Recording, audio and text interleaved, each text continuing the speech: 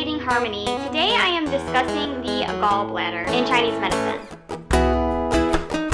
We know in Chinese medicine that there are 5 elements. However, each element has a yin and a yang aspect, which basically means a feminine or a masculine, an active or a more passive element to it. We know that the wood element is related to the spring as well as the liver, and the liver is often described when talking about the wood element. However, it is not the only organ that is related to the wood element. The liver is kind of the star of the show, and the gallbladder gets a little left behind. And the gallbladder is actually the yang element to the yin liver. And while there is some overlap between the two, it's really a shame that the gallbladder doesn't get quite as much attention or recognition, because I actually find it to be a very important organ to understand, especially in modern times. And this is why in Chinese medicine, it is actually considered one of the extraordinary vessels. So this shows us that the ancients really knew and appreciated its importance to our being. So if you haven't already checked them out, I will go ahead and link my spring videos, and these will help to give you an idea of their function as well as how to support the wood element in ourselves all throughout the year, and especially during the spring. But generally, the wood element influences things such as inspiration, creativity, our ability to have direction or vision in situations, projects, or even in life in general. It also has to do with having the courage to make the decisions necessary when following this path or vision that we have, and actually following through on this vision. When the wood element is unbalanced, we lack courage. We tend to be more indecisive or timid, easily startled, or on the flip side, we can be overly aggressive or daring, making hasty decisions and being maybe a little more reckless. Now, when we actually take a look at the gallbladder meridian and observe how it manifests in the human body, we can see that it kind of makes this zigzagging on our heads before traveling downward. And it really physically portrays to us this idea of decision making, the idea of going back and forth before making a decision or choosing a course or direction. It's that, can I do it? Can I not? Am I going to fail? Should I do this? Should I do that? The kind of back and forth questioning that I think many of us can relate to. Now, those with a well-supported and balanced gallbladder will be able to easily and relatively quickly, with confidence and self-assuredness, make these decisions in our life or in projects and things without that kind of overthinking, or what in Chinese medicine we relate to kind of being timid or lacking courage. You know, these people, when they're inspired with a vision or an idea, you know, that creativity, they can clearly see the path before them. So it's very clear for them to see which way, you know, which decision is the right way to go in order to sort of bring the end goal to fruition. And I want to make a note here that this is why, while we can make the connection of the wood element to the liver and gallbladder, not only just to the mental or metaphorical vision that the wood element does rule, but also see that this is similarly why the wood element also influences our literal vision, right? Because we know that the eye in Chinese medicine is ruled by the wood element, which is more of a physical or literal manifestation of vision. And this is why if you're having any kind of eye allergies or any kind of irritations in the spring, right, why we need to support the liver. And I want to point this out because I think a lot of people feel a little overwhelmed about learning Chinese medicine, you know, especially with all the different types of connections. And I think sometimes it can kind of seem very robotic, right, in any type of schooling situation, right? I think is a lot of the learning is very robotic. Just that kind of flashcard memorization mentality is different. It's very important to also understand these things are not just categories to memorize, but these are really living symbols or representations to each other. So for me, when I was able to slowly or piece by piece start to make these little connections in this way, it really brought me not only just a deeper understanding of Chinese medicine, but how the universe and other things in our life actually coexist, how they work together or not work together. You know, really having that kind of appreciation appreciation and awe of what Chinese medicine or Taoism, which is its derivative, has to offer us. And while the medical alone aspect is great, it has a lot more to potentially offer us than just a medical view, but also of a spiritual or philosophical aspect as well. It's kind of having those aha moments of satisfaction when something clicks. And it just makes so much sense, even though you may have never understood or saw it consciously in that way. For me, I look at it as kind of a book that you can read an infinite amount of times, because each time you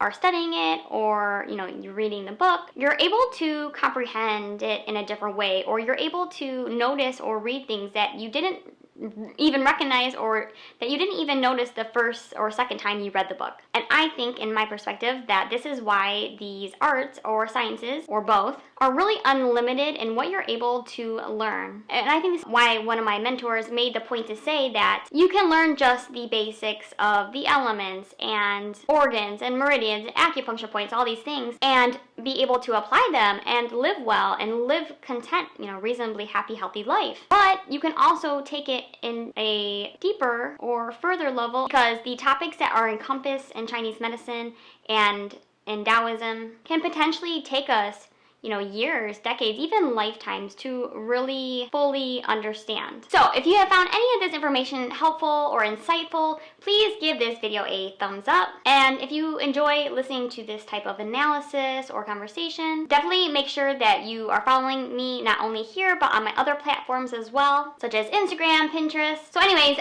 back to the gallbladder. Now, things that damage or harm our wood element or our liver and our gallbladder is repressing emotions. Now, this doesn't mean that we do the opposite extreme of, just unleashing our anger and exploding and going crazy, right? Because in Chinese medicine, it's all about the center, middle way, the kind of balance, right? We don't want to do either extreme, because it is potentially not good for us. But to put it in another perspective, when we do have a healthy, supported, balanced liver and gallbladder, we are actually then able to, in a healthy, calm manner, express our emotions, and even the negative ones, right? We can be calm, collected, and express them in a direct manner. When we're constantly shoving those emotions down, we know that, right, eventually it leads to people exploding, because there has to be some type of pressure release somewhere, right? Because when we're shoving them down, it really builds a lot of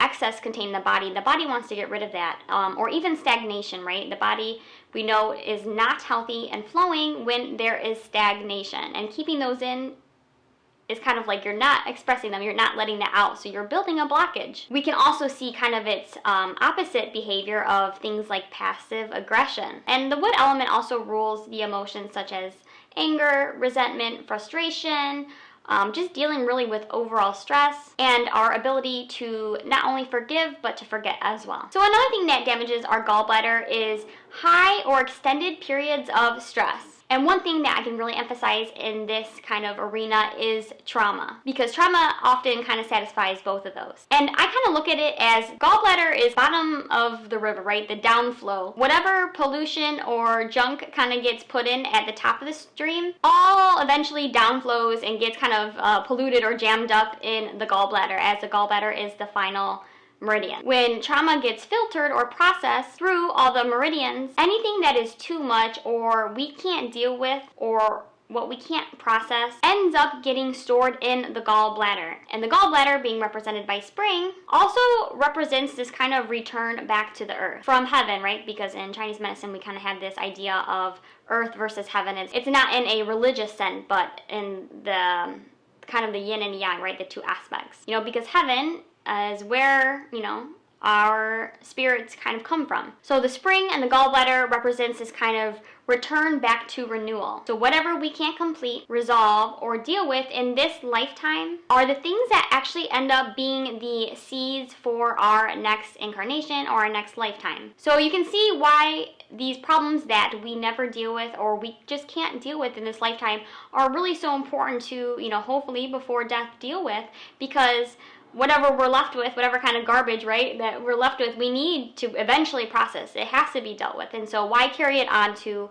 another lifetime if we don't have to, or if we don't need to? And this is also why the state of our gallbladder, or the trauma, the unresolved issues, whatever we haven't dealt with up until that point of conception, right, if we're having a baby, whether you're a man or a woman, whatever you're offering, right, however your gallbladder is, the state, the health of whatever you're offering to conception is so important, because that is another way of kind of transferring or trying to deal with whatever's stuck in your gallbladder still. So if we're to make a baby, these kind of seeds get seeded into our offspring, or, get planted into our child, which I think the majority of people would say they would not like to pass on their problems to their children. And that's why a lot of times, once we become adult, we can identify as we get older how we are reliving trauma, or just reliving situations that were things that our parents did, or our parents had trouble with dealing with. We live out these similar situations or patterns that our parents did. Either way, no matter what, any type of trauma or issues, everything wants to be resolved, right? Everything wants to come to the state of completion. And when they do not get completed or resolved in a lifetime, you in the future, or your future generations, actually have to work to bring it to a resolution or completion. And if they are ignored for another generation, they will just continue down the line until they are dealt with. And this is often why good acupuncturists will work a lot with the gallbladder with their older patients, especially the ones that are kind of approaching that time of death or dying. Now, along with the food that I mentioned in this video, which I will link, to support a healthy, flowing liver and gallbladder, we want to remember that spring is the season that represents these organs. And so this is a time where if we are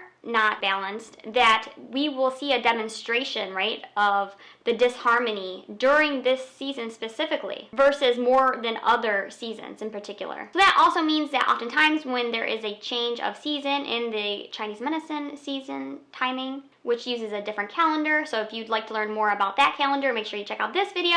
But oftentimes when we see a change of season, we kind of see a change of health or kind of conditions or problems that we're having. So as long as we are making the correct choices to support and nourish ourselves properly, as well as editing our conduct to fit the season appropriately, if we are consistent in this year after year, then we will be doing pretty well in terms of health and well-being. So if you would like kind of more guidance on that, make sure you check out my spring playlist. But it's also important to understand that emotions in Chinese medicine are kind of viewed as a vicious cycle, if you will, and that it works both ways. For example, if you're angry and you explode and you express your anger in that way, you're actually damaging your liver.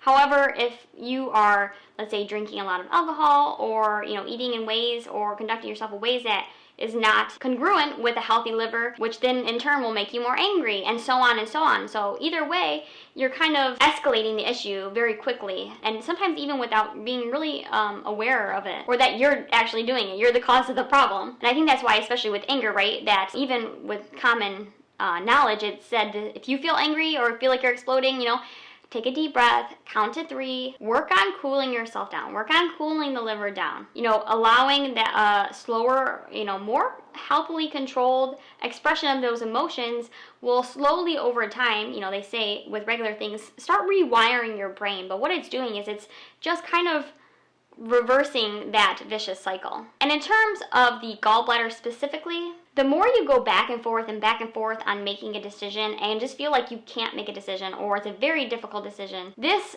going back and forth, the longer you're going back and forth, the more you are harming or damaging your gallbladder. When your gallbladder is weak, it's very hard to take a decision and stick to it and feel confident and courageous that you're making the right decision. So when you spend time going back and forth, or going round and round an issue, you're harming your gallbladder. You're making it harder, so that when the next time you're presented with a decision or a path to take, it's actually going to be worse, and it's kind of this snowballing effect. And especially what is even worse is when you finally decide to take a decision, but then let's say the next day or two or week, you kind of start rethinking yourself or rethinking your decision, and then you actually go back on this. And this kind of indecision and lack of courage is really what you're cultivating, right? And you don't want to and I think a lot of us, we don't want to cultivate, being very, and I think most of us don't want to cultivate, right, being indecisive. It's not really a positive trait.